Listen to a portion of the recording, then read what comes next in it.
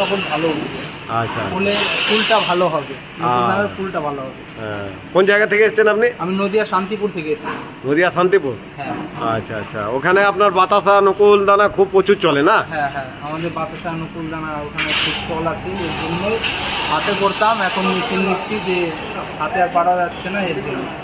আচ্ছা, তো আমাদের কারখানা কেমন দেখলেন? এই যে আমাদের কারখানা তো সব মেশিনই এখানে আছে, নকুল দানা বলো, রোস্টার মেশিন, মুড়ি মেশিন, বাতাসা মেশিন, সব মেশিনই এখানে পাওয়া যায়।